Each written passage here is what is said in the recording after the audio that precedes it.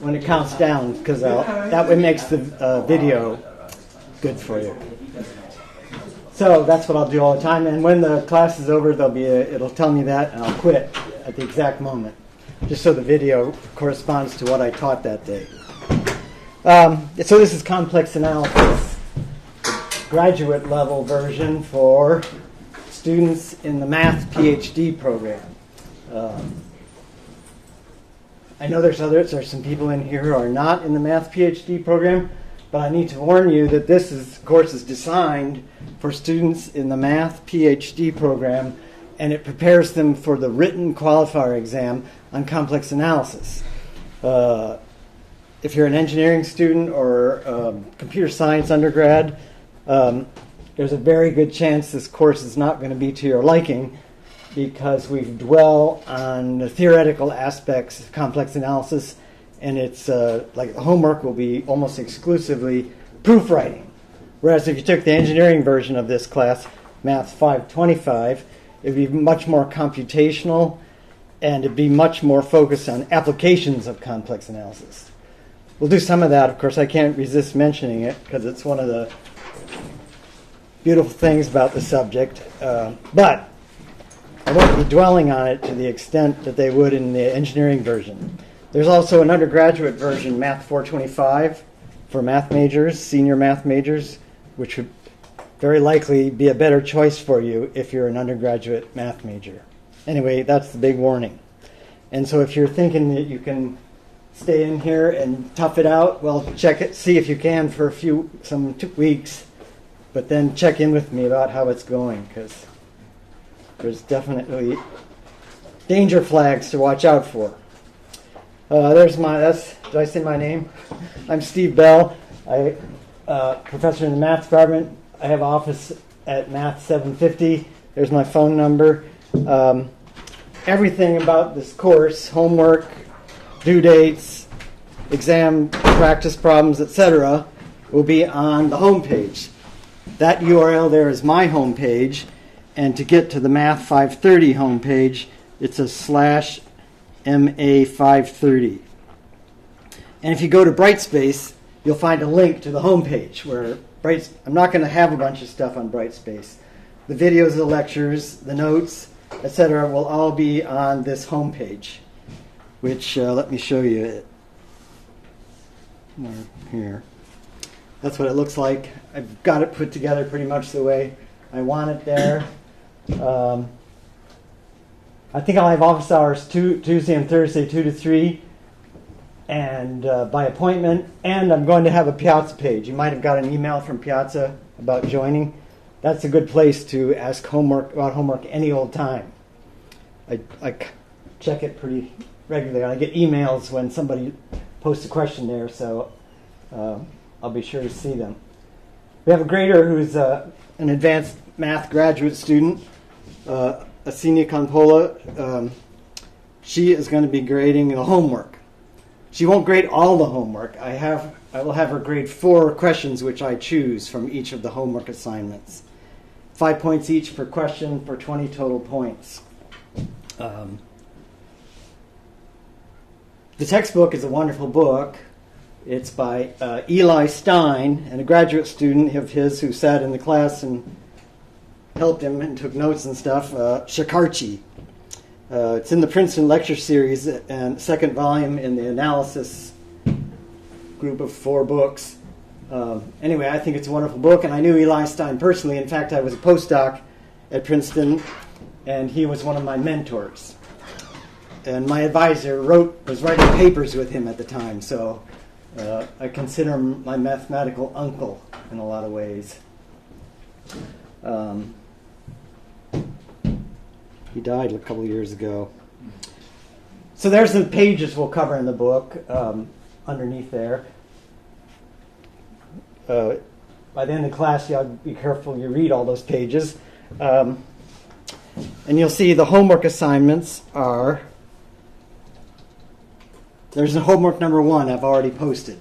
As I post them, they'll show up there. Homework number 1 is due a week from Thursday at 11:30 in Gradescope. So you know how to do that. You scan your paper, and and put it in Gradescope.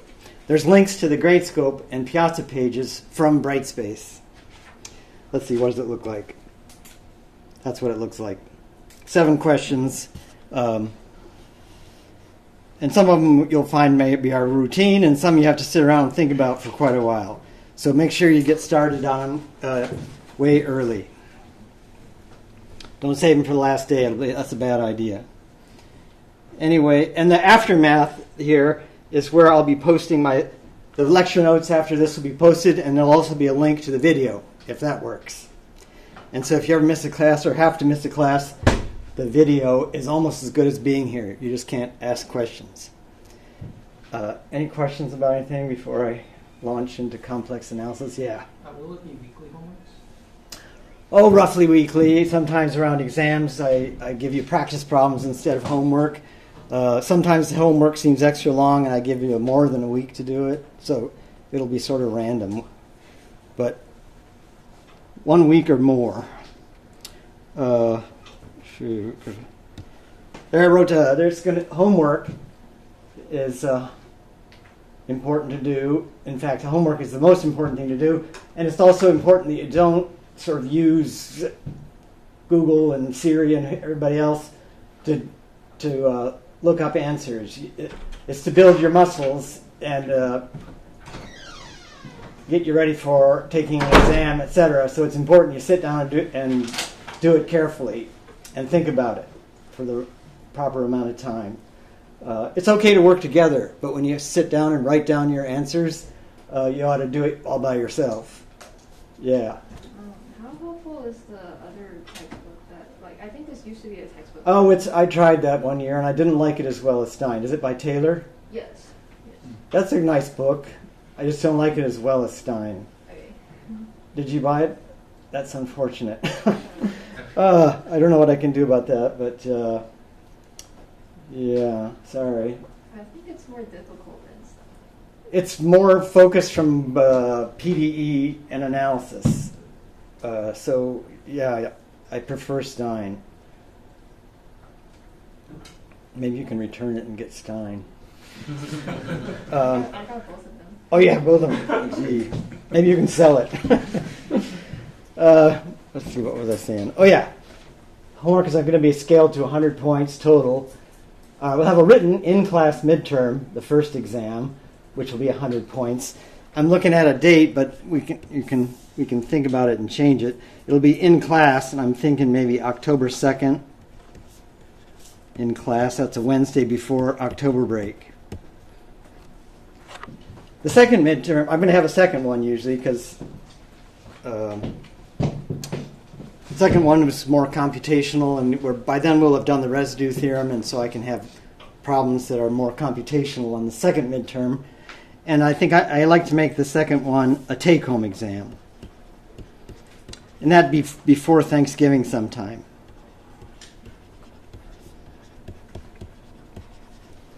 And the final exam will be announced at some point. They haven't chosen the time and the date yet, but it'll be 200 points. It'll be a sit-down in-class thing for a total of 500.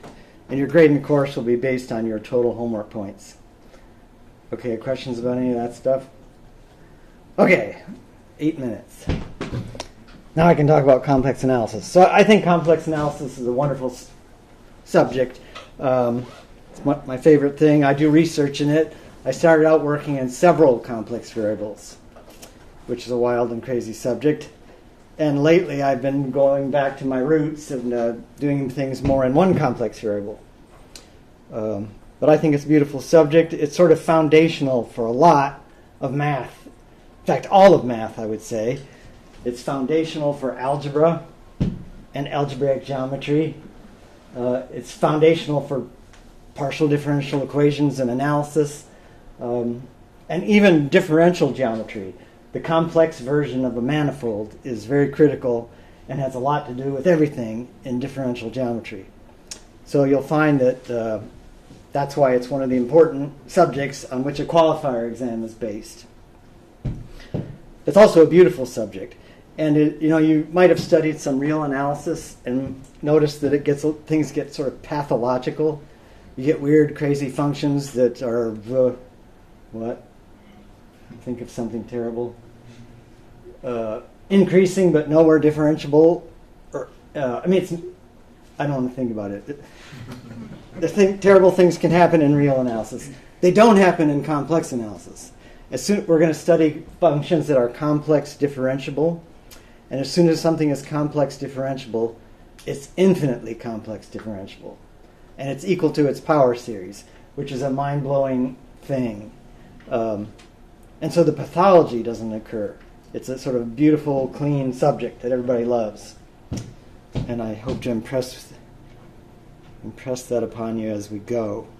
So in the beginning, though, it feels kind of like a game. So there's two kinds of games. There's an algebra game and an analysis game. And everybody has seen the the algebra game. When you try to solve the quadratic formula, let's say you've got a real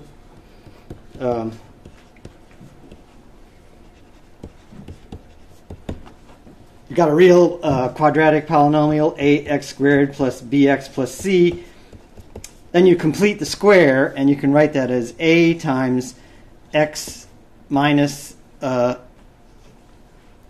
something squared.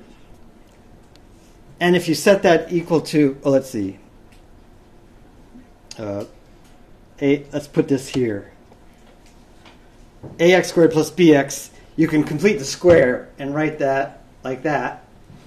And then you can move that c over to this other side, minus c.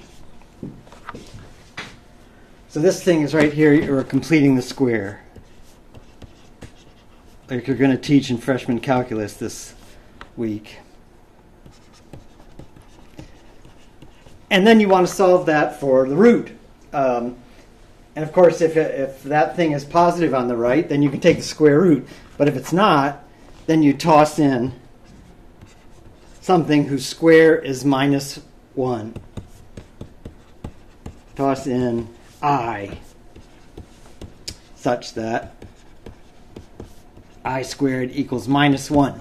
And then you get the quadratic formula. And you can solve that polynomial for any values of a, b, and c when you set it equal to 0. So that seems like an algebra game. And so we toss in that I so that I squared is minus 1, and that gives you the complex numbers a plus bi. The first chapter of complex analysis books seem like a junior high review, and they are kind of. But a plus bi such that a and b are in R. And there's rules about adding and multiplying complex numbers, which are they're sort of given to you. You have no choice in them. And you play games. They seem like games.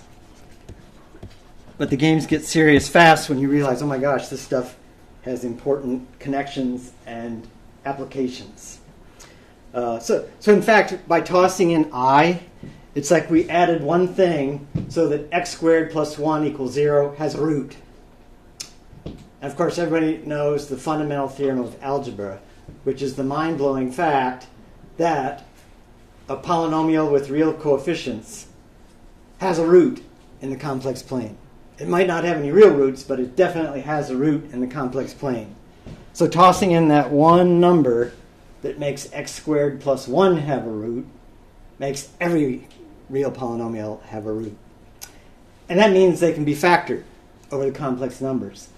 And that's a wonderful thing if you're going to study algebra and understand polynomials. To understand real polynomials, you've got to go complex, which is a mind-blowing thing. So I'll say, let's see, I guess in the beginning here, I'm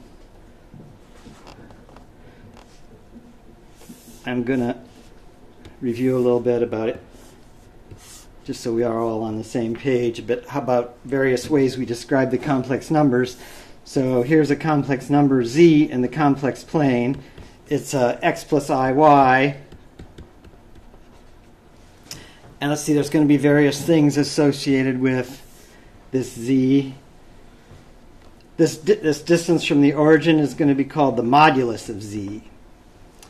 And this theta here is the argument of z. And so we get notation figured out. I'll write real part of z is x. That's this thing, right? That'd be this distance right here. And the imaginary part of z is y.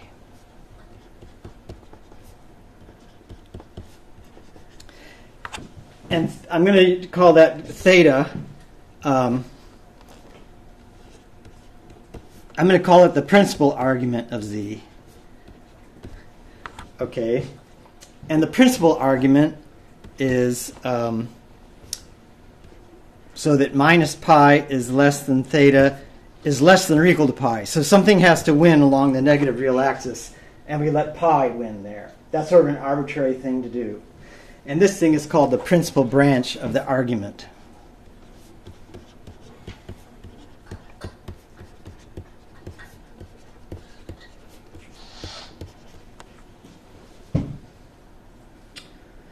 And let's see, that modulus thing is the square root of x squared plus y squared.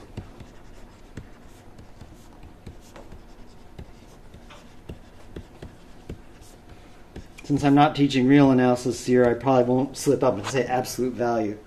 For complex, it's called the modulus.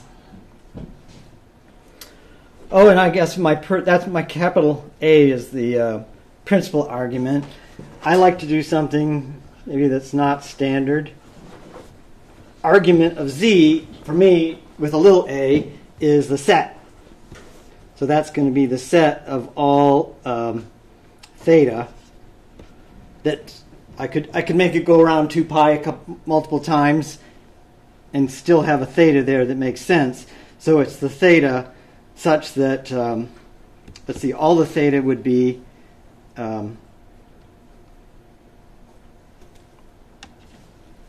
theta such that theta equals the argument, the principal argument of z plus some multiple of 2 pi.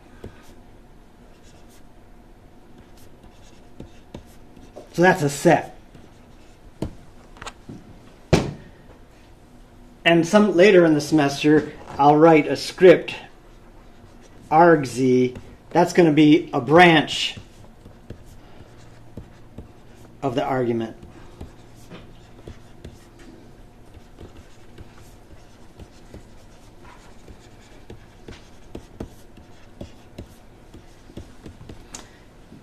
And I'll explain what I mean when I say that later on.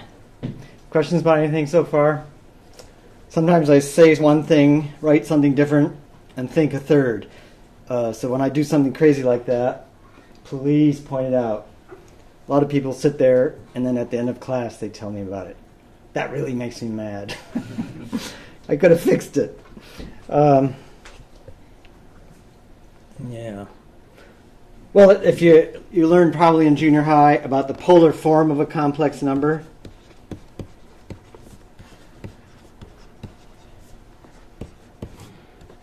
Okay, we have x plus iy, that's the Cartesian form, and we can also write that as r e to the I theta, where famously, let's see, the r is that radius. And let's see, this thing, the e to the I theta, so this makes sense, would be cosine of the argument plus I times sine of the argument. And that radius is equal to the modulus of z.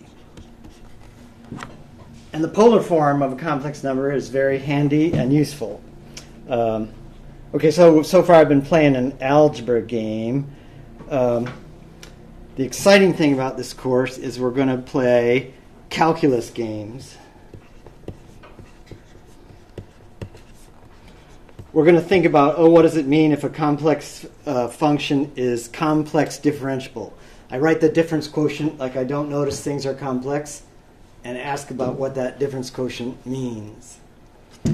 But a typical calculus game is to think that, oh, maybe the complex version of the exponential, it ought to behave like the real version. In fact, it's not hard to show from first principles that it does. And then you know what the real version is, and when you write out the power series for the exponential with the bi there, you get 1 plus bi over 1 factorial plus bi squared over 2 factorial plus etc. And then use the fact that I squared is minus 1.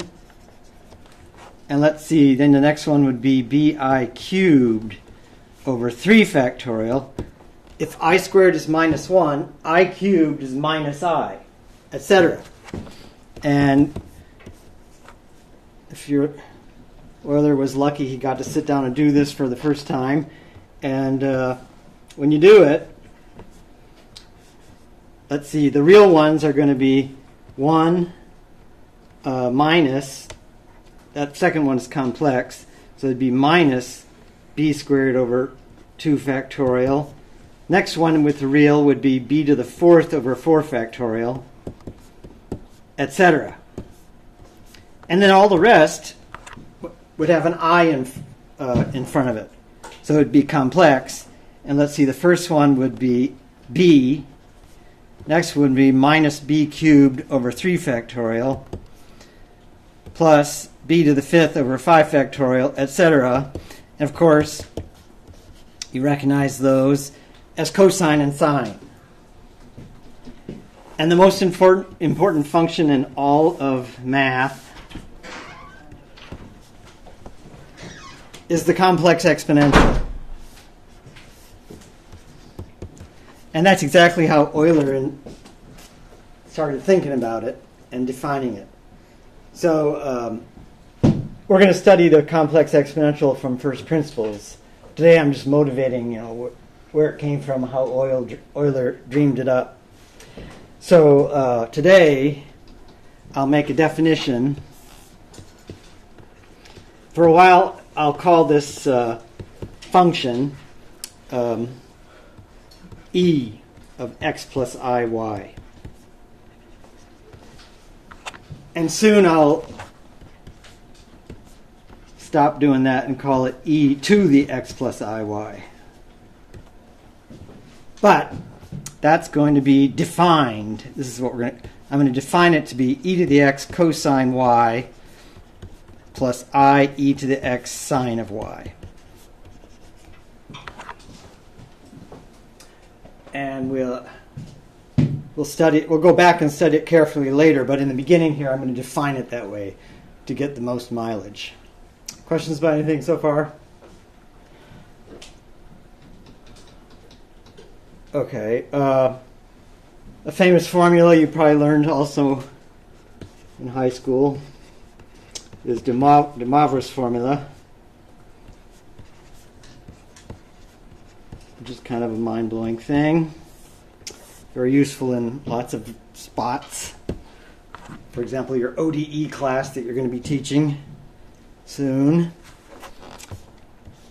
It is that e to the I theta to the nth power equals e to the I n theta. And that works even when n is negative.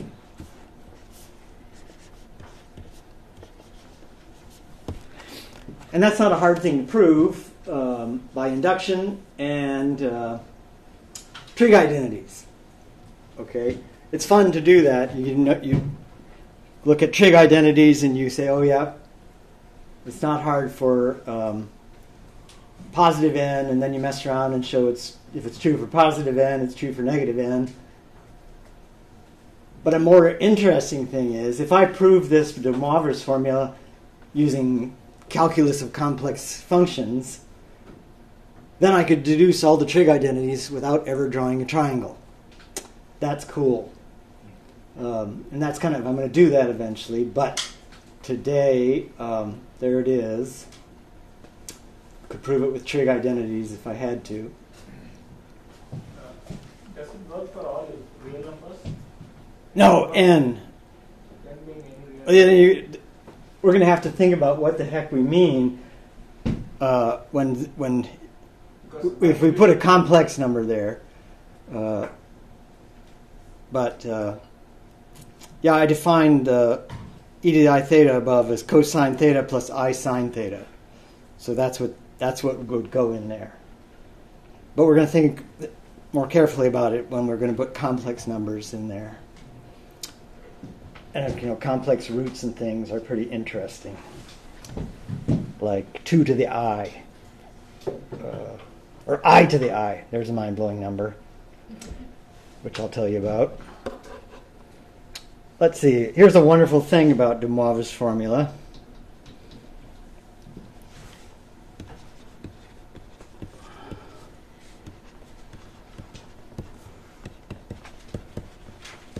I usually call this a fun thing, but last semester somebody told me they thought it wasn't serious if it was fun. A wonderful thing. I don't know if that's the right, but I think it's a wonderful thing. So it happens in analysis, especially in the theory of Fourier series, that you need to add up things like 1 plus cosine theta plus cosine 2 theta plus ... plus out to cosine n theta. Okay. Yeah, in Fourier series, you really have to do that. And when you do it, you realize, oh, that's the real part of 1. Cosine theta is the real part of e to the I theta. And by de Moivre's formula, well, let's see that. I'm not using de Moivre's formula yet. Cosine 2 theta is the real part of e to the I 2 theta. Plus, and cosine n theta is the real part of e to the I n theta. Now I'm going to use de Moivre's formula.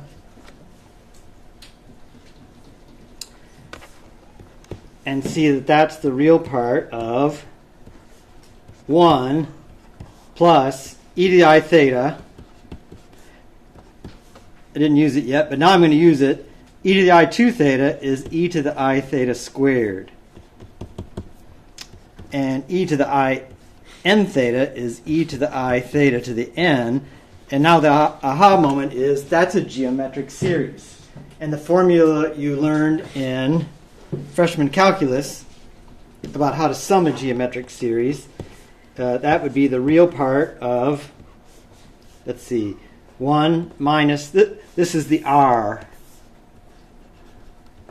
in a geometric series. And so this, what is it?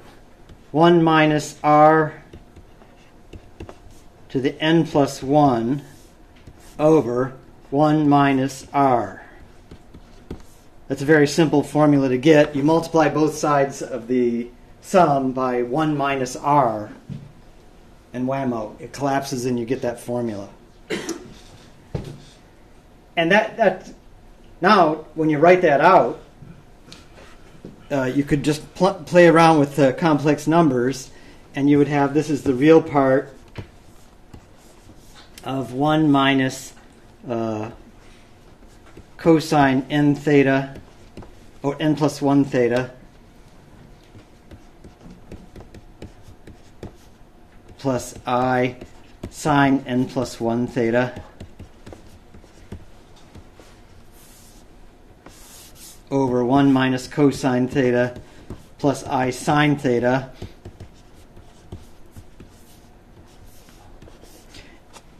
I could mess around multiplying the top and the bottom by the conjugate and get a very short, simple formula for that big, hairy sum. And that's an important thing in Fourier series, to have a simple formula for that sum. Okay? And so I won't go through it, but the interesting thing is it's short and clean. So short and clean that you can analyze it, which is wonderful. And in fact, this comes up exactly when you study Fourier series. Stein also wrote a wonderful volume on Fourier series. the first volume, and the complex is the second volume. But Fourier series, the famous Dirichlet kernel that comes up.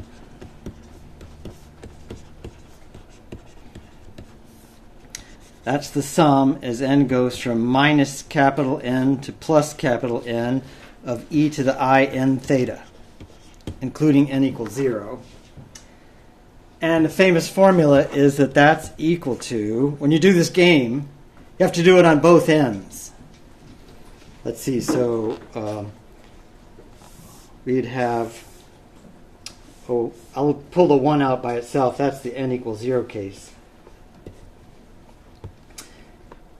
And then you'd have plus the sum as n goes from 1 to capital N of the negative ones, e to the minus I theta to the n. And then you'd have the sum as n goes from 1 to capital N of the positive ones. And those are both geometric sums.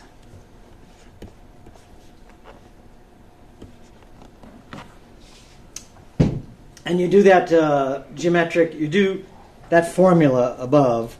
Let's see, I'm going to give you a homework problem about that. So that's why I'm going to get you ready to do it. I would write this as 1 plus e to the minus I theta times the sum as n goes from 0 to n minus 1, e to the minus I theta to the n. And then I'd pull out an e to the I theta on this one and have a sum as n goes from 0 to n minus 1 of e to the I theta to the n. And both of those things are geometric series.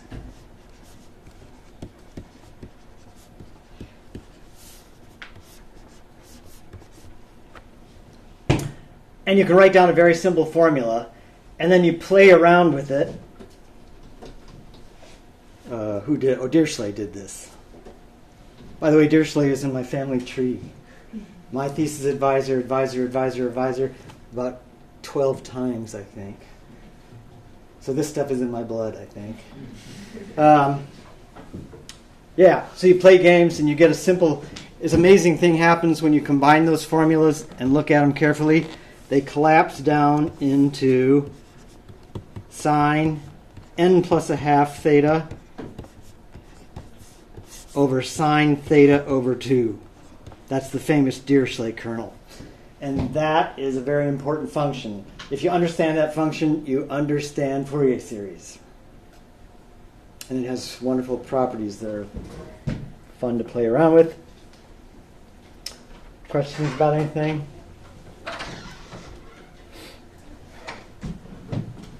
So there'll be a homework problem about that later, so you'll probably come back and look at that more carefully later. So that was a calculus game. Today I'm just trying to give you an inspirational spiel about complex analysis before I get stodgy and do lemmas and proofs. But you might have found it unsatisfying the way I define the complex numbers, because it's like junior high. It's the way Gauss liked to write them, a plus bi, and every mathematician since then, or Euler, I guess, started writing them like that. But you can make your algebra game a lot more algebraic. So you could say that x plus iy corresponds to a point in the complex plane. And then when you think about the rules we've been doing, you could say that these points in the complex plane add, like vectors,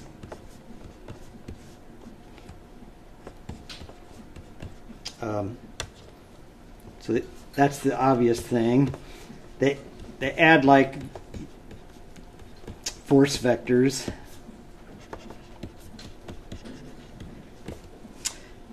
But the interesting thing is how they multiply.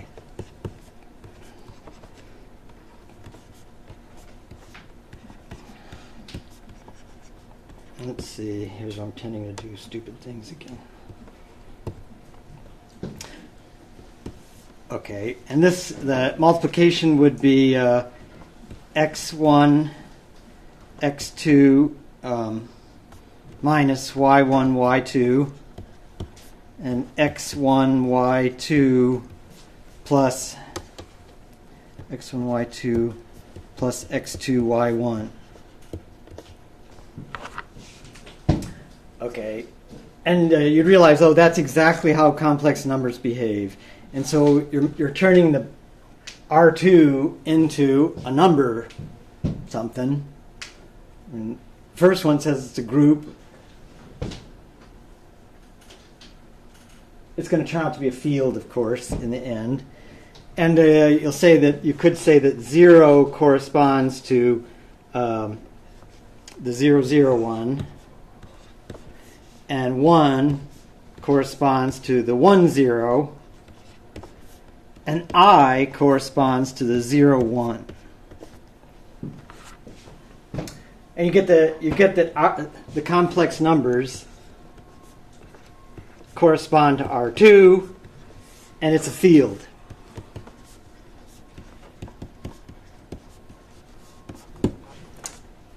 So the fact that this addition does the right thing is obvious, but the multiplication, it's not hard to show that there's a unique multiplicative inverse for a non-zero complex number, etc. So it's a field. And the mind-blowing thing is it's a closed field. And I'm going to prove that that's a fundamental theorem of algebra. It's closed, meaning every polynomial with complex coefficients has a complex root. And therefore you can factor complex polynomials. Or you can factor a real one over the complex numbers. Okay. That's just an algebra game to show that the field axioms are satisfied. And a mind-blowing thing, it is a closed field. I'm going to prove that using calculus. And it's going to be a very simple, clean proof. And relatively early in the course. It'll be a highlight of the course, I would say. I guess I'll write down the fundamental theorem of algebra right here. Why not? It's an advertisement for what's to come.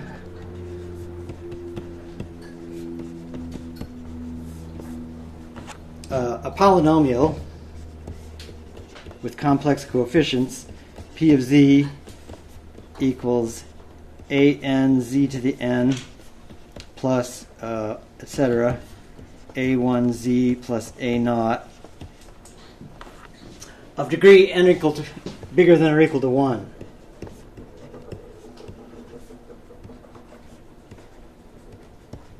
N equals 0 is a dumb case. So degree n bigger than or equal to 1 means that the an coefficient is not 0. Has a root.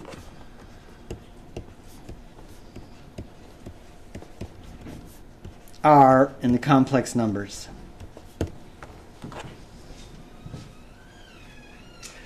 Okay, so a root means that P of R equals 0.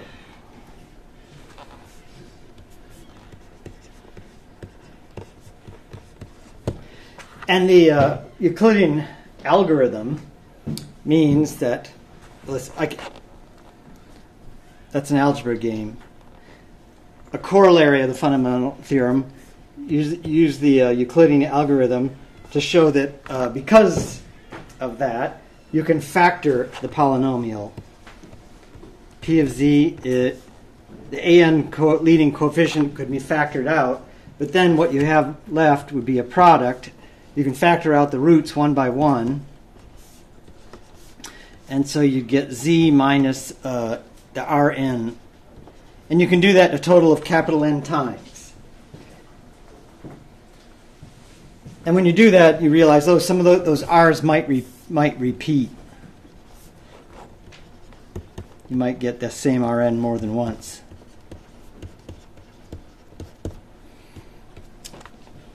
And therefore,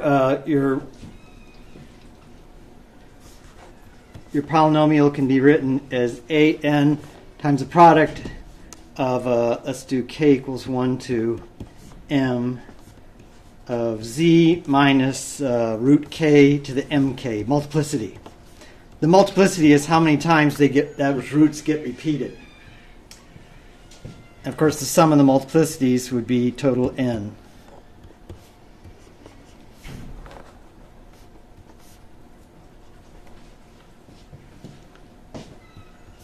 Okay, so the calculus is going to give us the existence of the root, but then it's algebra that shows you that you can factor polynomials over the complex numbers.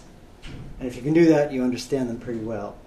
So it's sort of the foundation of algebra and algebraic geometry.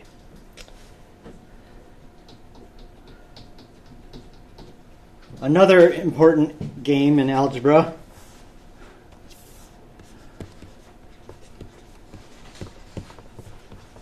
which is going to show us that we have to study the complex numbers. We don't have any other choice, really. Frobenius played this algebra game, and you saw that we added a number I to the real numbers. If you add I, then you have to add b times I, and if you add b times I, you have to have a plus b times I.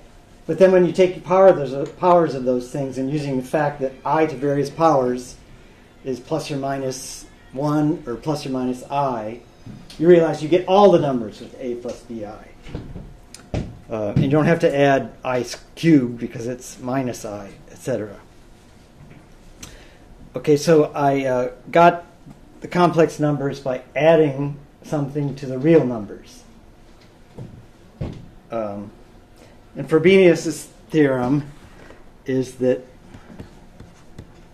look this up on Wikipedia to learn what the words mean. Every division ring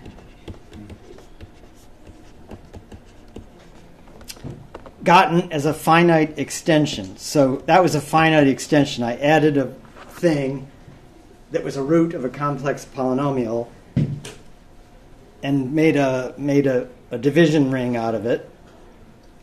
Turned out to be a field, but when I started adding it, it just looked like a ring. So every division ring gotten as a finite extension of the real numbers. So I could toss in more roots than just I. And if I was looking at a single polynomial, I might do what Galois did and start tossing in roots and thinking about the implications as a finite extension of R. So tossing in finitely many roots like that is either isomorphic to R. So for example, if I tossed in square root of 2, it would be isomorphic to R. So it's either isomorphic to R. You saw if I tossed in an I got something which is the complex numbers. But it turns out the complex numbers are kind of the only other thing you can get, except one other possibility is the quaternions. And the quaternions are interesting, but they're not as connected with all of mathematics as the complex numbers are.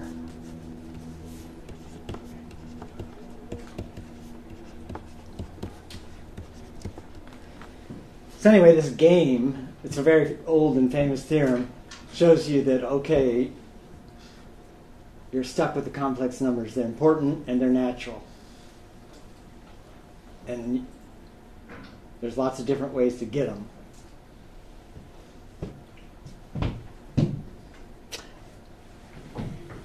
I'm not going to prove Frobenius' theorem, but it's an interesting thing to look up. It's not hard. Let's see. I got 5 minutes. Well, I'm mentioning mind-blowing facts today. what are we going to do in Math 530?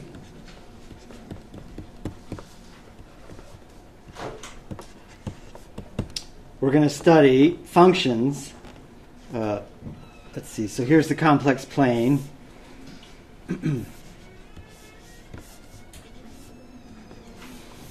going to look at functions that map a blob in the complex plane to another blob. And so it's going to be this is going to be f of z. Here's a z right here. It's going to map that blob to something else in the complex plane. Let's see, this blob, who knows what it's going to do. I like to think of the complex plane as like a region like that as like a sheet of rubber. So this is going to be an omega, like a sheet of rubber, and that F is going to pick that up and stretch it around and drop it back in the complex plane. So maybe it would stretch it around and make it do this. It could overlap itself. So let's see.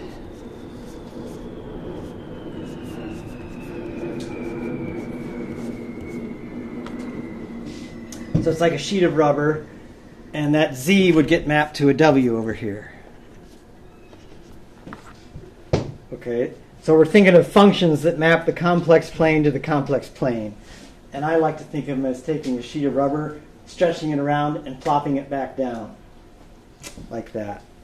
And so let's see, in complex analysis, we like to write W equals F of Z. But we could write W as U plus IV and Z as as X plus IY. And when we look at it like that, we realize that,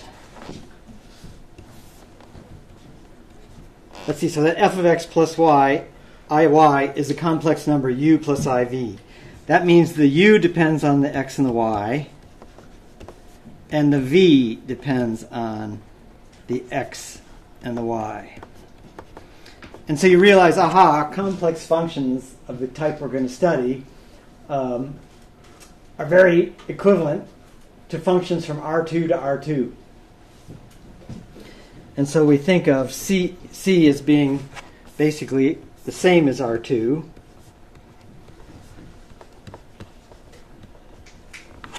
And when we think of the C version, it's F takes Z to W.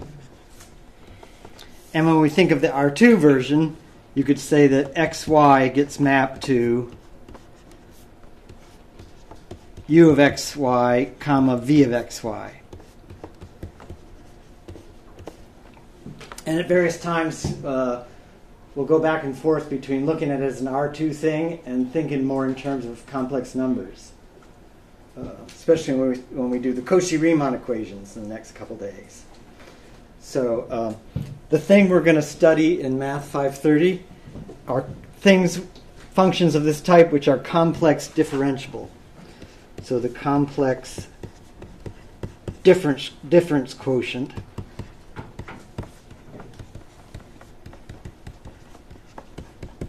I like to call it DQ. That would be F of Z minus F of A over Z minus A. And now this is going to be a calculus game. We're going to look at that and pretend like we don't notice those are complex numbers and think about what limits of that difference quotient are going to imply and mean.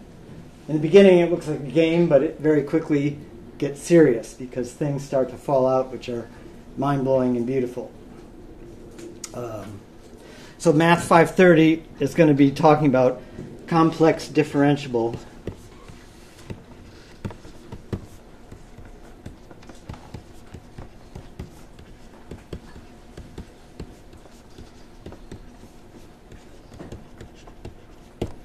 They have wonderful properties. Complex polynomials are complex differentiable, and Liouville's theorem is going to allow me to prove the fundamental theorem of algebra in very short, quick order. Okay, I think my